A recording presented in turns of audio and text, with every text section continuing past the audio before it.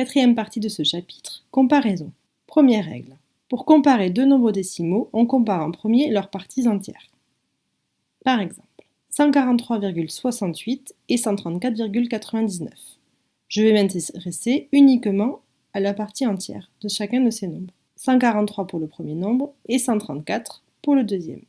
143 est plus grand que 134, donc 143,68 est supérieur à 134,99. Règle numéro 2. Si les parties entières sont les mêmes, on compare les chiffres des dixièmes. Si les chiffres des dixièmes sont les mêmes, on compare les chiffres des centièmes, etc. jusqu'à obtenir des chiffres différents. Par exemple, nous voulons comparer 243,78 et 243,8. Si on regarde leur partie entière, 243, pour les deux, c'est la même chose. Donc, on va comparer le chiffre des dixièmes. Donc, le chiffre des dixièmes pour le premier, c'est 7, et pour le deuxième nombre, c'est 8. Comme 8 est supérieur à 7, cela signifie que 243,78 est inférieur à 243,8. Vous remarquerez que ce n'est pas parce qu'un nombre est composé de plus de chiffres qu'il est forcément plus grand. Grand 5. Encadrer.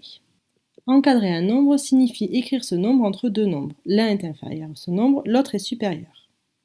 Par exemple, le nombre 4,6 est plus petit que le nombre 4,7, mais plus grand que le nombre 4,5. On peut donc écrire que 4,5 est inférieur à 4,6, qui est inférieur à 4,7. On a donc encadré 4,6 entre 4,5 et 4,7.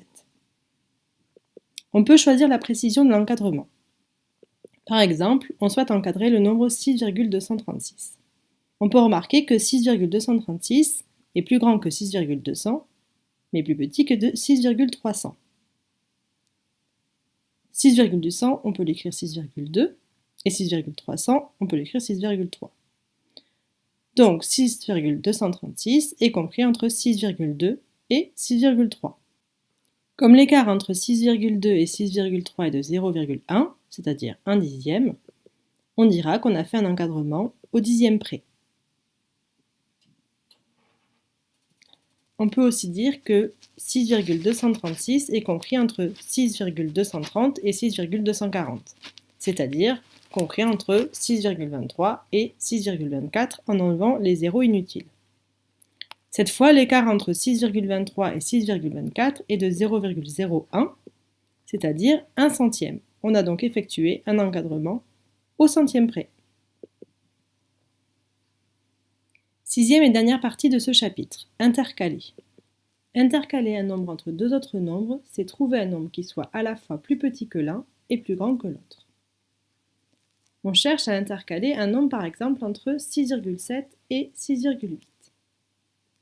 Premièrement, on peut commencer par remplacer 6,7 par 6,70 et 6,8 par 6,80.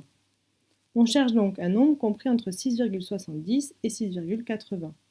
Il existe plusieurs possibilités, comme par exemple 6,73 ou encore 6,78. Ainsi, on peut écrire que 6,7 est plus petit que 6,73, qui est plus petit que 6,8. On a intercalé le nombre 6,73 entre 6,7 et 6,8. Il existe une infinité de possibilités pour intercaler un nombre entre deux autres nombres.